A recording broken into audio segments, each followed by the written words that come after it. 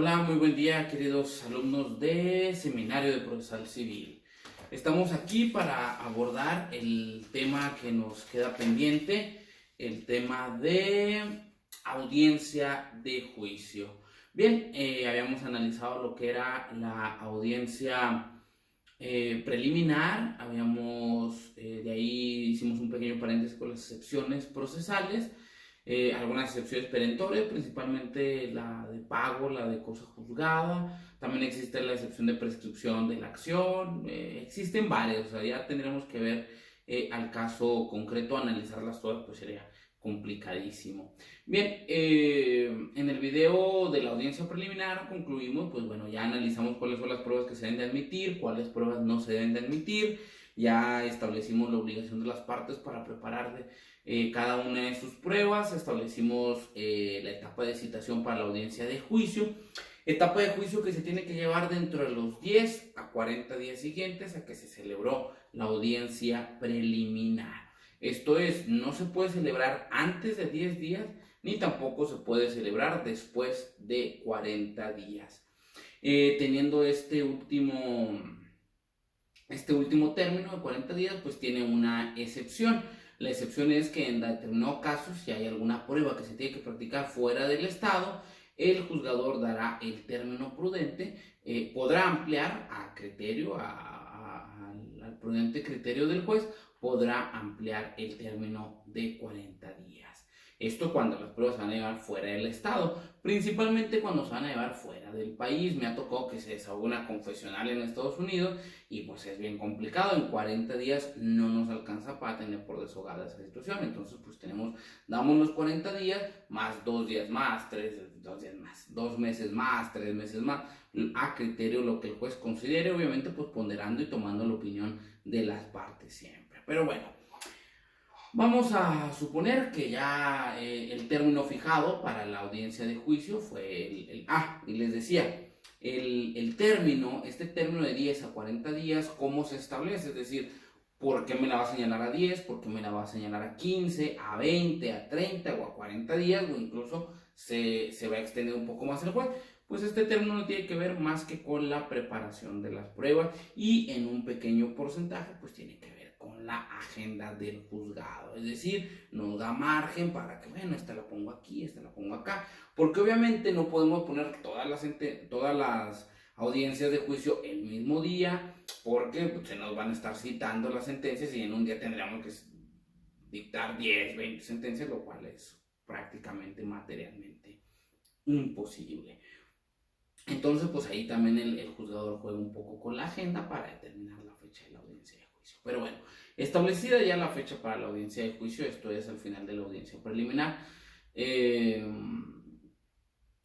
Me faltó en el video, perdóneme, también en el video anterior me faltó explicarles el contenido del artículo 256 que establece multa a las partes materiales que no asistan a la audiencia preliminar. Solo la inasistencia a esta audiencia trae consigo una sanción económica con una multa de hasta 50 unidades de medida de actualización. Lo cual tiene una razón de ser. Lo que nuestro código busca, lo que nuestro procedimiento busca es que las partes asistan a la audiencia preliminar. ¿Y por qué a la audiencia preliminar? Porque, como se los había dicho, hay una etapa sumamente importante en la audiencia preliminar que tiene que ver con la conciliación. Es decir, el mismo código, el mismo procedimiento te obliga a que vayas y concilies, escuches las palabras. Si no, yo no quiero conciliar, bueno, al menos vas a ir y vas a escuchar las propuestas que se hace tu contraparte. Por eso te obliga a ir y por eso si no vas te sanciona, porque hay una afectación del orden público y de interés social al privar de entablar una instancia conciliatoria debidamente, motivo por el cual se establece la multa. ¿Por qué la multa no se aplica luego terminando la etapa de conciliación? Porque el mismo código establece que las partes materiales podrán incorporarse a la audiencia en cualquier etapa de estas. Y una vez incorporada a la audiencia, no se va a retrotraer ningún acto, sino que se dará prioridad a la conciliación. Es decir, vamos a continuar en donde estamos, pero previo a continuar, vamos a propiciar la conciliación. Entonces ya es hasta el final de la audiencia preliminar donde pues ya señalé la fecha para la audiencia de juicio y una de las partes no vino, bueno, o ninguna de las partes vino, bueno, en ese momento es cuando el juez ya no va a llegar la parte, ya no es posible que llegue, ya lo que sigue es dar por terminada y declarar cerrada la audiencia. Entonces ya no va a haber oportunidad de que se incorpore la audiencia y se propicie la conciliación. Es por eso que hasta el final de la audiencia preliminar es cuando se lleva a cabo la aplicación de la sanción económica establecida en el artículo 256 del Código de Procedimientos Civiles. Esto tampoco lo dice el código. Les digo, hay que ir a la exposición de motivos, hay que entender, hay que conocer nuestro procedimiento para entender el por qué es así. ¿Sí? Ustedes ven una persona y ¿por qué este es así? Igual es con un procedimiento, oye, ¿por qué es así? ¿Por qué me multa? ¿Por qué? En determinado momento yo les doy oportunidad a las partes, cuando hay posibilidad de conciliar o llegan con un convenio, dejo sin efecto la multa, porque si esa era la finalidad, bueno, pero si no, te la aplica y el gobierno del estado te la aplica 400 pesos, es decir, yo multo con 5, 10, 15, 20, 40, realmente a nadie le ha aplicado 50 unidades de medida de actualización como multa por falta a la audiencia preliminar, pero gobierno, la Secretaría de Hacienda del Gobierno del Estado te cobra todas, porque para ellos implica pues no solo esa multa, sino los gastos de ejecución, los embargos, te las aplica porque te las aplica. Entonces es muy importante que ustedes procuren, al momento que se va a celebrar la audiencia preliminar, que su representado, su cliente, la parte actora o parte demandada material, asista a la audiencia preliminar. Bueno, bien, vamos a continuar con la audiencia de juicio. La audiencia de juicio tiene 3 etapas. Tiene la primera etapa que tiene que ver con el desahogo de pruebas, una segunda etapa que tiene que ver con la parte de alegatos y una tercera etapa que tiene que ver con la citación para la audiencia de continuación de juicio, que esto es declarar visto el asunto para resolver en definitiva.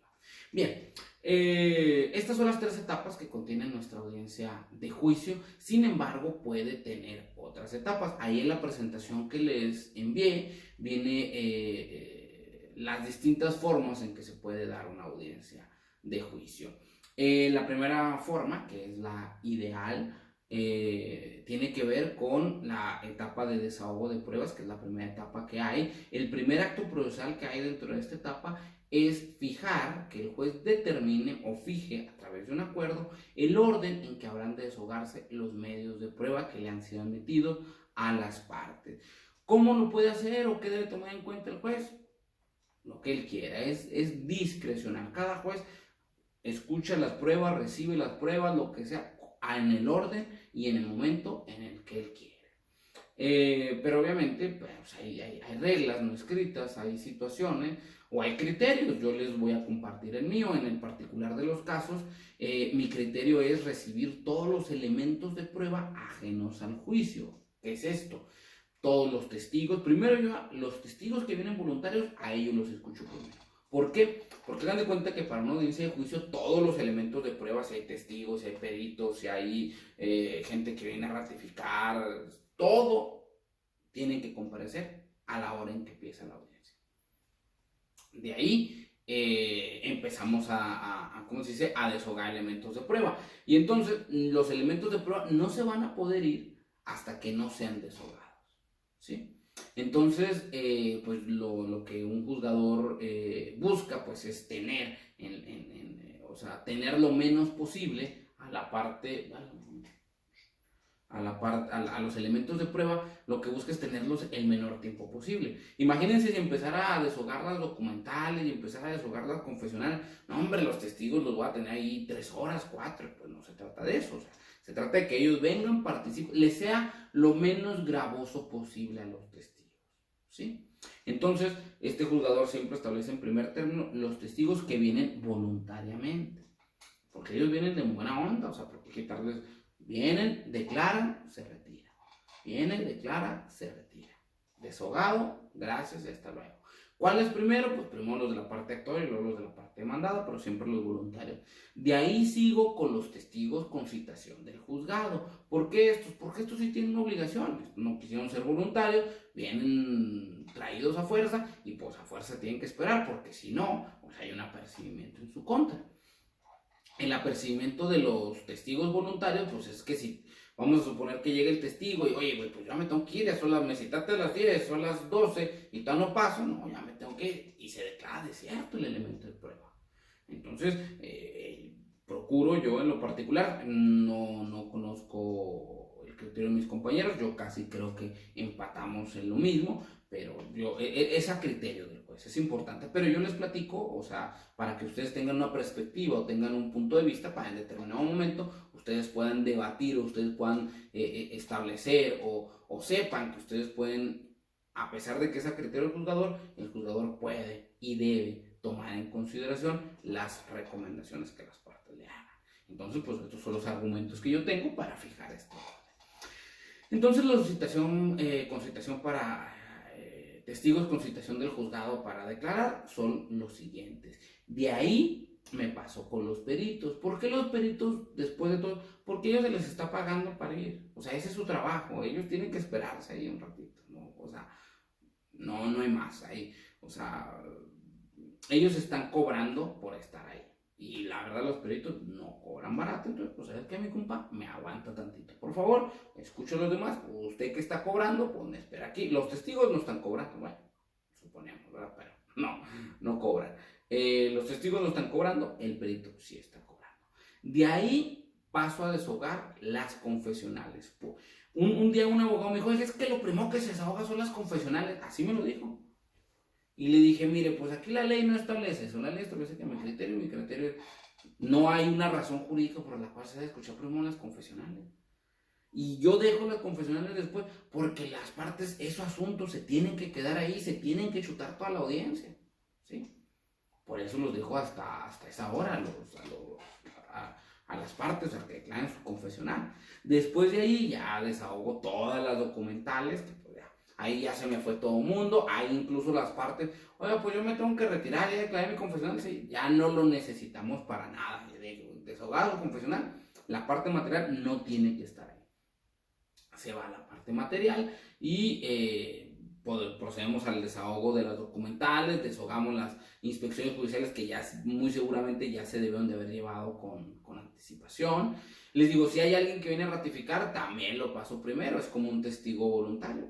Si hubiera que otro elemento de prueba, pues no, fotografías, pues ahí ya es lo último que desahogo. Y la instrumental y la presunción legal y humana es lo último que se desahoga a su propia especie naturaleza. Ya hasta el final lo tenemos por desahogado así. Este orden yo sigo y les digo por esas razones. ¿Puede tener otro orden? Claro que puede tener otro orden. O sea, las partes se pueden poner de acuerdo. Oiga, pues que primero escuche los testigos de la parte demandada y luego los de la parte actora. Oiga, que primero... Y hay gente que me dice, oiga, escuche mi confesional primero porque me tengo que retirar. ¿Alguna objeción, parte contraria? No, ninguno. La confesional. Todos los peritos le lloran. No, es que tengo mucho trabajo, me necesito retirar. O sea... Todo el mundo puede hacer solicitudes, me las han hecho los testigos, me las han hecho, pero al final de cuentas es el juez el que determina. ¿Sabe qué? Porque me ha pasado, de que, oiga, que, no, pues es que yo necesito irme primero porque yo trabajo y nada más pedí permiso 2 horas y trabajo hasta Parque Industrial allá bien lejos y pues es como media hora de camino y, bueno, alguna objeción de escuchar. Obviamente es todo el grupo de testigos. O sea, si un testigo de la parte actora se tiene que ir, ya les había explicado, no puedo deshogar a ese testigo y luego deshogar otras pruebas y luego deshogar a los otros 2 testigos que le faltan a la parte. No. O sea, ok, es todo el grupo. O sea, trata de grupo. Eso ya lo explicamos cuando vimos el desahogo de cada una de las pruebas. Pero les digo, pueden participar. Pero me ha tocado que no, yo me tengo que ir primero. No, es que a mí me urge más que... A mí realmente al juez no le interesa... si uno tiene más, lo puede tomar en cuenta. Mire, lo voy a desahogar primero a él y luego a usted. Punto. Háganle como quieran. Y se acabó. O sea, al final de cuentas el juez tiene la última determinación. Bueno, esto es en el desahogo de pruebas. Después de ahí, en el orden establecido, se empiezan a desahogar todas las pruebas. Pum. Una vez concluido el desahogo de prueba, se declara cerrada la etapa de desahogo de prueba y precluidos los derechos que nos hicieron valer. Esto es, ya no va a haber desahogo de pruebas. Ningún otro. Ya no hay desahogo de prueba. Si ya no la preparaste, Si yo declaro cerrado el desahogo de pruebas y en eso me informan que está llegando una documental que yo ya había declarado desierta, se queda desierta. Ya cerrado el etapa. La preclusión de derechos no hay para dónde hacerse. Entonces ya, el desahogo de pruebas, como ya lo hemos visto en cada una de las pruebas, se va desahogando de esa manera. Después de ahí sigue la etapa de alegatos. La etapa de alegatos es una etapa, pareciera sumamente sencilla, pero no lo es. La verdad, no tiene mayor complejidad, pero pues hay que saberle. Bien, en la etapa de alegatos, cada una de las partes, en igualdad de circunstancias, tendrá la oportunidad de vertir alegatos. ¿Qué es un alegato? Lo vamos a ver. Este alegato no podrá durar más de 15 minutos. ¿Ok? Antes de continuar, déjenme darles una noticia. Los alegatos, jóvenes, no son vinculantes. ¿Qué quiere decir esto? Que los alegatos no tienen que ser contestados, no se tienen que tomar en cuenta. O sea, no hay un deber, no hay una obligación, no hay una disposición jurídica que diga que, oye, tú juez te debes de pronunciar, debes de analizar, debes de escuchar, analizar y pronunciarte, es decir, que me contestes de todos y cada uno de mis alegatos. Eso no lo hay. Sí, hay de las pruebas, oye, todos los hechos, todas las pruebas que yo he vertido, de principio de exhaustividad, deberás darme respuesta, valorarlas todas, bien, mal, lo que tú quieras, pero valorarlas. De los hechos deberás decir cuáles fueron probados y cuáles no, y deberás, o sea, de todo lo demás sí, pero de los alegatos no. Los alegatos no. ¿Cómo decírselo? Pues no importa, ¿sí? O sea, jurídicamente hablando, no tienen una trascendencia, pero los alegatos sí son importantes. ¿Por qué, joven? Un alegato y este es un alegato final, o sea, es cuando tú vas a tener la oportunidad de explicarle de viva voz al juez cuál es tu teoría del caso. ¿Por qué sí? ¿Por qué no? ¿Por qué tiene la razón? ¿Por qué? O sea, tú le vas a decir al juez por qué debe fallar a tu favor y debe fallar en contra de tu contraparte, ¿sí? El primero se llama un alegato positivo y el segundo, para efectos de académicos, ¿no? El alegato positivo es aquel que tiende a establecer la procedencia de la acción. Y el alegato negativo es aquel que tiende a destruir la excepción de tu contraparte, o en dado caso es aquel que quiere destruir la acción de tu contraparte. O sea, el alegato positivo de la parte actora sería la acción es procedente. El alegato negativo de la parte demandada, de la parte actora, sería la excepción es infundada. Ahora, el alegato positivo de la parte demandada será mi excepción es procedente. El alegato negativo de la parte demandada es la acción es improcedente. ¿Sí me explico? Entonces, bien, el alegato pues es este espacio, este argumento, ya es la argumentación de todo el procedimiento que se ha llevado, y es donde tú le explicas al juez.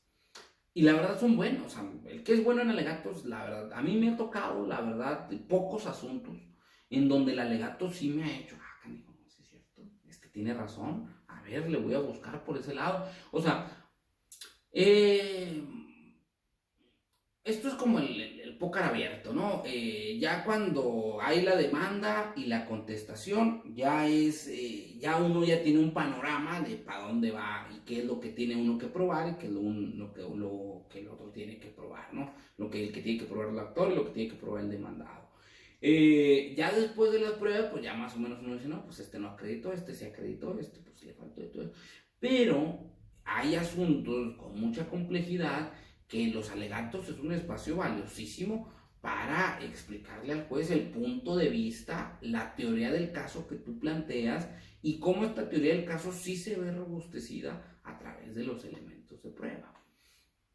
Entonces, el alegato en el alegato de nuestro procedimiento es una conclusión del procedimiento. ¿Qué se concluyó respecto del procedimiento? Las partes tendrán la oportunidad de hacerlo. Pero ¿cómo se construye un alegato? Bien. vamos por partes. El alegato debe de construirse de esta forma, o en este sentido. Lo que puedes partir tú de lo que establece la ley. Puedes partir tú de los hechos en los que basaste tu acción y puedes partir de las pruebas que acreditaron esos hechos. Es decir, un alegato sería una premisa, que es lo que estableció la ley, una premisa mayor, una premisa menor, siendo los hechos probados a través de los medios de prueba, y de ahí obtener una conclusión, ¿sí? Por ejemplo, no, señor juez, mire, el artículo 1158 del Código Civil del Estado de Chihuahua establece que la prescripción es un medio para que la prescripción positiva es un medio para adquirir bienes con el solo transcurso del tiempo, siempre y cuando la posesión que se ha tenido del bien es de forma pacífica, pública y continua. Eso es lo que dice la ley. Ahora, mi cliente, mi representado, ha acreditado a través de los elementos de prueba que él adquirió el inmueble a través de un contrato de compraventa, tal como se acredita con el contrato que para tal efecto obra anexo al expediente, en donde la propiedad le fue transmitida. Por lo tanto, la posesión que ha ostentado hasta la fecha mi cliente, pues es una posesión apta para prescribir de buena fe, todavía, o sea, explicar todo eso. Y luego decirle, además, con los testigos se acreditó las calidades de dicha posesión, toda vez de que la posesión pacífica se acredita con el dicho de los testigos al manifestar que mi cliente no ha tenido problemas con ninguna autoridad, ni con vecino alguno de la posesión que ha ostentado. Es pública, puesto que no lo ha hecho en el clandestinaje, sino que se ha ostentado ante autoridades y ante los vecinos y demás personas que dentro de su esfera jurídica, y él se ha ostentado como propietario. Por lo tanto, hay una publicidad de actos, como lo son haber llevado a cabo un contrato con la Comisión Federal de Electricidad, haber pagado el pavimento, ir a pagar el predial, o sea, se ostenta ante autoridades públicamente, no hay un clandestinaje respecto de su conducta. Ahora, de manera continua, pues los testigos ya han referido que desde el momento en que lo conocieron hasta la fecha siempre ha vivido ahí, no hay ningún elemento de prueba en contra respecto de la continuidad de la posición. Incluso mi contraparte, a través de su rebeldía o en su contestación de demanda, pues es un hecho cierto que siempre ha estado ahí, no atacaron ese rubro y por lo tanto se debe tener acreditada esa calidad en la posesión. Igualmente, manera pública, continua, ininterrumpida, ¿qué más? A título de dueño, pues ya no, o sea, es ir construyendo ahí, le digo, a partir de lo que dice la ley, de los hechos que se probaron y obtener la conclusión. ¿Cuál sea la conclusión? Bueno, su señoría, todas que se han satisfecho todos y cada uno de los requisitos, pues no hay otra conclusión o no hay otro resultado a este juicio más que declarar procedente la acción de prescripción a favor de mi cliente y ya, ¿no? O sea, punto. O sea, una litis de una prescripción, pues es una litis muy sencilla, no hay mucho que explicar, pero es un buen ejemplo, ¿no? Y vamos a decir, en dado caso que haya contestado la demanda, este sería el alegato positivo. Ahora, el alegato negativo por parte de destruir, o sea, bueno, mi contraparte viene oponiendo la excepción de falta de acción y derecho, la cual implica que únicamente se verifique por parte de la autoridad que sí se han colmado todos y cada uno de los requisitos. Y pues dicha excepción será improcedente dada lo vertido con anterioridad, toda vez de que los requisitos sí se han colmado y la autoridad ante su presencia ha quedado debidamente probado todos y cada uno de los requisitos, pues bueno, la excepción de falta de acción y derecho es improcedente por parte del cliente. O por ejemplo dice, no, la excepción de pago, mi cliente establece que la negativa de pago, de que nunca, pues, dicha excepción es improcedente toda vez de que pues, se ha acreditado ante la autoridad de este juzgador que se pagó el precio en su totalidad. O sea, todo se tiene que explicar, todo lo que haya quedado debidamente probado, lo que no quedó probado, pues bueno. ¿Qué es lo importante de los alegatos? Les digo, poder concluir la idea. Todo un procedimiento, todo lo que pasó en un procedimiento desde la demanda, su preparación, la preparación de las pruebas y el desahogo de las mismas, todo debe de concatenar, desembocar en un alegato positivo tendiente a explicar el por qué la acción debe ser procedente. Y ya si te queda tiempo, pues le das la torre a la excepción o a tu contraparte ahí enfrente. Bien, o también puedes partir de lo que está probado, es decir, tú vas a decir, mi cliente viene y manifiesta haber adquirido un inmueble. ¿Sí? Manifiesta que esa traslación de dominio que se hizo del inmueble es a título originario o es una posesión original. Explicas todos los hechos, explicas qué hechos probaste, lo cual se prueba con este contrato, la posesión se prueba con estos testigos, la robusteces lo dicho con esto, con otro, o sea, y al final concluyes con lo que establece la ley. Por ende, al tener estos hechos probados de la posesión continua, pacífica, pública, a título de propietario y de buena fe, por lo consiguiente, como consecuencia inherente dentro de nuestro derecho, señor juez, pues toca llevar a cabo la declaración de prescripción contenida en el artículo 1158 del Código Civil del Estado, que establece la adquisición de bienes muebles e inmuebles por el solo transcurso del tiempo con las calidades antes citadas. Toda vez que quedan debidamente acreditadas, la consecuencia jurídica no puede ser otra más que una sentencia favorable. ¿Sí? Partimos de premisas, pero ¿qué debe, o sea, de qué está hecho un alegato? Un alegato está hecho de leyes, de normas, de disposiciones jurídicas aplicables, el derecho que se supone debieron de haber puesto en su demanda, de ese derecho. Establece derecho, establece hechos y establece pruebas. De nada más está hecho un alegato, ¿sí? No hay suposiciones, no hay insultos, no hay sarcasmo, no hay suspicacia, no hay nada.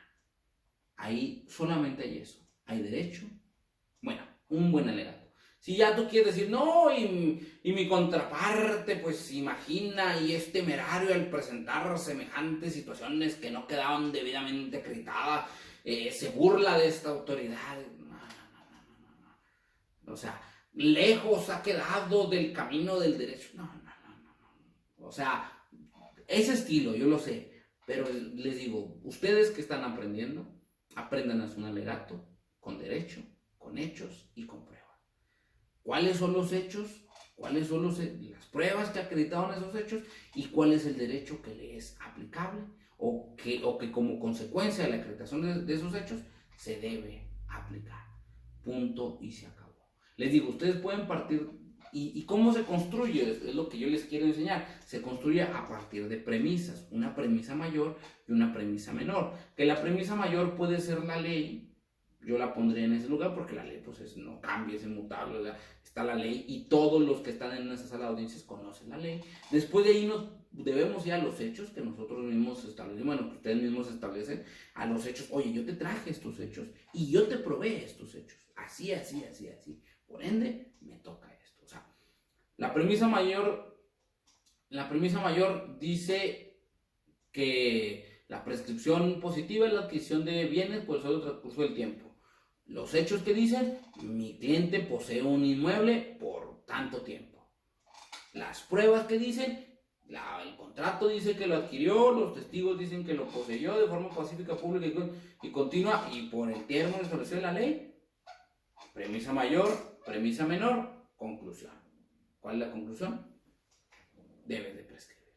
No sé si me explique, espero que sí. Les digo, así es como se construye. No es una argumentación, no es algo muy importante, que de por sí, les digo, los alegatos no son tomados en cuenta, no hay una obligación legal o jurídica para tomarlos en cuenta por parte del juzgador, pero les digo, también el juzgado le hace que si se introducen hechos o elementos de prueba ajenos a la ley, pues no serán tomados en cuenta. ¿Sí? Y en ocasiones les digo, yo sí he contestado alegatos, claro que sí, o sea, es ahí donde me dicen, no, y debe juzgar con perspectiva de género, y el juez debe ver esto, y debe verificar, y hijo, bueno, cuando ya me dan ciertos puntos, ciertas cuestiones, les digo, no, y le contesto los alegatos, ¿sí?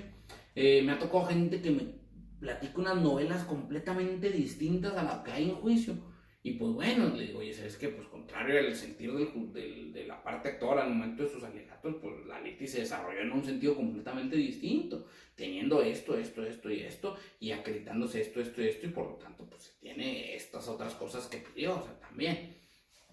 Por eso les digo, o sea, ¿Son importantes los? Sí lo son. Porque vienen a clarificar. Imagínense, es bien complicado. O sea, el principio de inmediatez nos exige mucho. Es bien complicado. Imagínense estar cachando ahí todas las. Ahora sí, miren, válgame. Estar cachando ahí todas las pruebas, calificando las posiciones. O sea, como para que el juez ahí traiga todo. O sea, imagínense haber tenido que leer el expediente, haberlo estudiado, hechos y todo, para poder llevar a cabo la clasificación. Y luego tantas preguntas y tantas cosas, y luego las instrucciones, y luego que guarda silencio, esto y lo otro. Los alegatos es el momento en el que, mire, juez, vamos a bajarle la intensidad y le voy a explicar la sentencia. Y una vez me tocó, fíjense, curiosamente una vez, un demandado presentaba su acción y el demandado se aventó unos alegatos que cuando salí le dije a mi secretaria, ahí está su sentencia, señora secretaria. El tipo se aventó, un abogado muy bueno, el tipo se aventó unos alegatos en el que explicó perfectamente por qué procedía su acción, su excepción. Dice, la excepción, ¿qué excepción era? Falta de legitimidad pasiva. Dice, por lo tanto, pues yo no tengo legitimación en virtud de que el acto jurídico del que se duele, y pues, tales artículos establecen que son causavientes y que la Por ende, señoría, se concluye que pues, no es posible determinar la responsabilidad y mi representado debe ser absuelto de todas y cada una de las prestaciones. Y ahí está. Ahí adórnale más si quiere, póngalo que ahí está resuelta ya la sentencia. Es ahí donde tú le dices al juzgado cómo quieres que sea tu sentencia. ¿En qué sentido? ¿Con qué fundamento? Es bien veloso. Yo alguna vez litigué y alguna vez estuve ahí y de grandes abogados, o sea, escuché, me decían, no, los alegatos. Dice, tú le debes de decir al juez cómo haga su trabajo. O sea, pero si no se lo va a hacer, oiga, y tiene que hacerla así, así, así. No. Así, o sea, tienes que ser elegante, tienes que ser, o sea, que el juez no se dé cuenta que tú le estás haciendo la sentencia. Tú le debes de decir al juez cómo debe hacer la sentencia. Porque tú conoces tu asunto. Tú sabes cómo está fundado y motivado. Tú sabes cómo debe ser el resultado. Y se lo dices a los alegatos. ¿Ok? Bien. Luego, concluidos los 15 minutos de cada una de las partes, o escuchadas ambas partes, se declara cerrada la etapa de alegatos. Y luego, posteriormente, se declara cerrada la etapa de alegatos e inmediatamente se declara visto el asunto. El visto es un acto jurídico, es un acuerdo visto para resolver en definitiva, virtud de que se han agotado todas las etapas de nuestro juicio. El visto es cuando el juez se va a poner a ver el asunto para resolver. Visto. ¿En qué está? En visto. ¿Qué quiere decir? Que el juez lo está viendo, el juez lo está estudiando. Eso quiere decir el visto. Se declara visto el presente asunto para resolver en definitiva, visto para resolver de forma interlocutoria. Visto, eso quiere decir el visto, o sea, la litis ya se concluyó, la litis ya se cerró, la litis ya se probó y lo que queda es el visto, el estudio, el visto, que así como el visto bueno, pues el visto que el juez le va a dar para resolver. ¿Ok? Es bien importante declarar el visto para resolver. Y ya ahí, a partir del visto para atrás, o sea, del visto para adelante, las partes ya no pueden intervenir. A partir del visto, concluye la participación de las partes. Ya no hay participación de las partes. Ya de ahí lo único que queda es trabajo jurisdiccional para llevar a cabo el proyecto y en su momento la sentencia correspondiente. Que en materia civil tenemos 10 días hábiles a partir de la audiencia de juicio, de 10 días hábiles para llevar a cabo el dictado de la sentencia dentro de la audiencia de continuación de juicio. 10 días cuando el asunto es sumamente complicado, sumamente gravoso, sumamente voluminoso, dada la complejidad del asunto, dice la ley en el artículo 265, el juez podrá prorrogar o podrá extender hasta por 15 días más el dictado de la sentencia. Es decir, lo puede dictar a los 10 días hábiles o lo puede dictar a los 25 días hábiles. En el particular de los casos, yo a veces pues también me tomo algunos días, bueno, pues no me voy a prorrogar los 25, pero sí me voy a tomar 2 días de la prórroga y el 12º día, no, estoy mal, perdón, al 12º día la voy a dictar. O sea, eso ya depende del trabajo que tenga el tribunal, del estudio que le tenga que dar. Hay litis que están así, pero papitas. Pero pues le digo, hay mucho trabajo en el tribunal, pues siempre nos tomamos 10 días. En algunas ocasiones sí me he tomado menos tiempo, o sea, la gente me ha dicho, ¿sabes qué? Me urge esta sentencia, tengo un problema. Y hemos acortado mucho los términos, incluso el término para dictar la sentencia. La sentencia se tiene que dictar dentro del término de 10 días. Se puede dictar los 3 días, se puede dictar los 4, incluso se puede dictar ahí mismo. Visto para resolver, y una vez que se declara el visto, procedas a dictar la sentencia en los siguientes términos. Y ¡zas! Se la avienta el juez. Incluso ya hay disposiciones constitucionales que establecen que ni siquiera tiene que haber registro por escrito de la sentencia. Yo estoy medio peleado con esos criterios que han vertido algunos, porque dicen, oye, es que ya no tienes que engrosar, se llama engrosar la sentencia. Ya la dijiste oralmente, vámonos, ahí está la sentencia en el audio y video. Pero a mí se me hace todavía complicado. Cuando analicemos sentencia, vamos a ver que la naturaleza jurídica de la sentencia pues es un documento. Y si bien un documento puede estar en un audio y video, lo cierto es que el documento por excelencia pues es el papel y la tinta. O sea, es una documental, ¿sí? En la que debe estar inmersa todos y cada uno de los razonamientos, consideraciones de hecho y de derecho que llevaron al juez al dictado de la sentencia, así como los resolutivos y todas las partes que vamos a ver de la sentencia, que es el tema que sigue. Entonces, les digo, yo siempre hago mis sentencias por escrito, siempre. Pero hay algunos juzgados, no se sorprendan, que a mí mismo te la dicten, y ahí está tu sentencia. O la dicten y lo digan, bueno, y engroses la sentencia. Pero a mí se me hace bien complicado como que engroses la sentencia. Pues, o sea, ya la dijiste. ¿A poco van a hacer versiones estenográficas, se llaman, donde te escuchen y las muletillas de y ahí la sentencia, cuando la pasan así por escrito? Y es que dije, perdón, no era dije, era se dice. No era dije, perdón, era se dice. Y todo, o sea, complicada esa situación. Me ha tocado, o sea, en los casos me han tocado, no les sorprendan, lo que hay que solicitar para que, porque también yo digo, bueno, oigan, necesito copia certificada de la sentencia, dale copia certificada del disco. Y ya me imagino que tú vas a ir con una copia certificada del disco ahí al registro público de la propiedad para que te la inscriban como título de propiedad. O sea, yo creo que no, yo entiendo la modernidad, ¿cómo se dice? La practicidad que debe de haber para el dictado de las sentencias, pero la sentencia es sumamente importante y debe de estar en un papel, y aquí está mi sentencia. Y aquí está la que te dice que te condena, o aquí está la que te dice que te absuelve, aquí está. Es un documento al que le puedes sacar copia, la puedes enmarcar, la puedes publicar, lo que quieras, ahí está.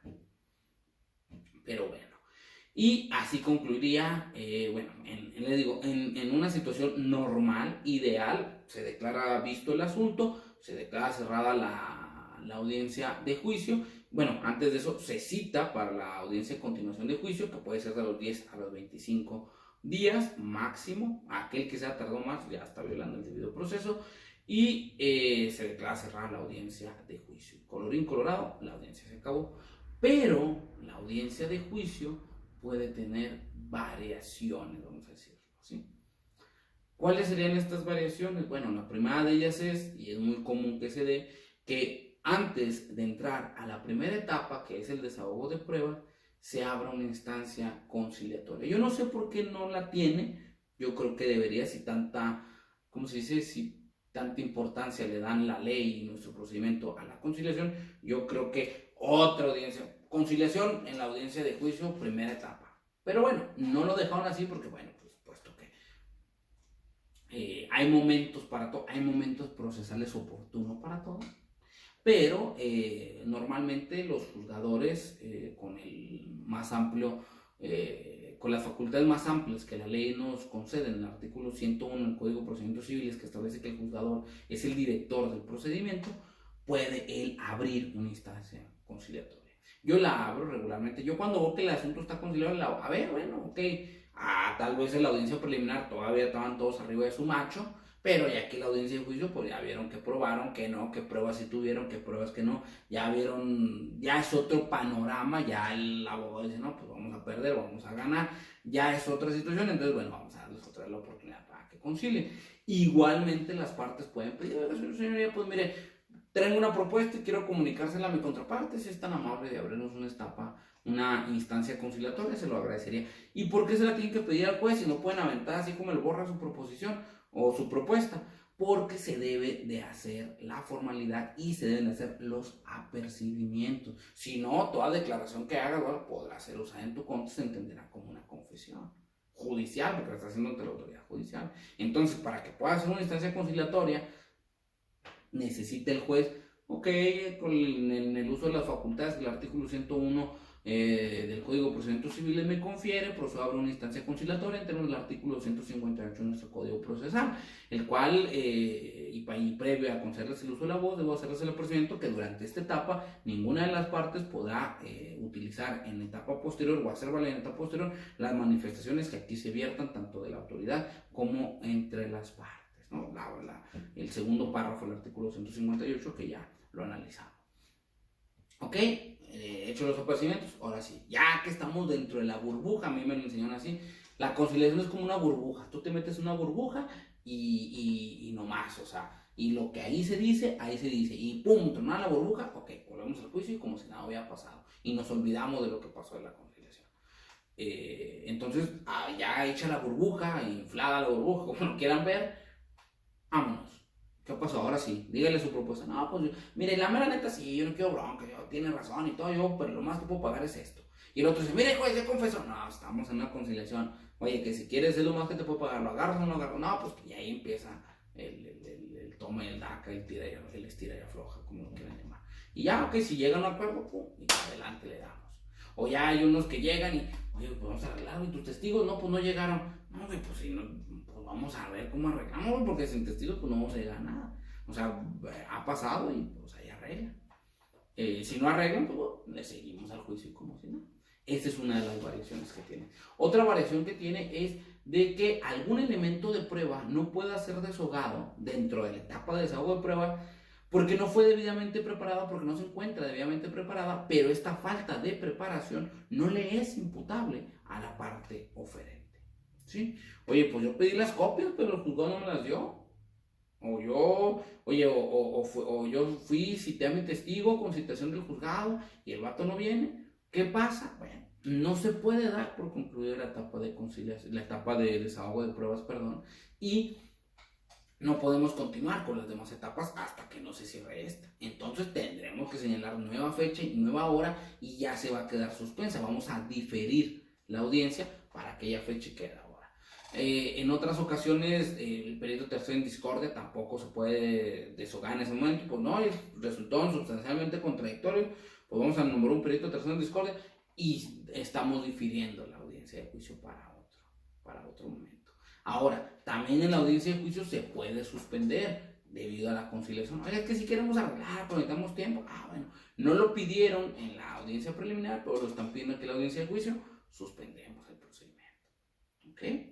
Así esto funciona. Muy importante, en la etapa de desahogo de pruebas también hay la etapa de deserción de pruebas. O sea, consecuencia ideal, como lo habíamos visto, es el desahogo de pruebas. Pero cuando la prueba no es debidamente preparada y esta falta de preparación sí le es imputable al oferente de la prueba es declarada desierta. ¿Ok? Y les digo, ahí la vamos a llevar y colorín colorado, se nos acabó la audiencia de juicio. Bien, si hubiera alguna duda o alguna cuestión, con mucho gusto, caso. Tengan un excelente día. Hasta luego.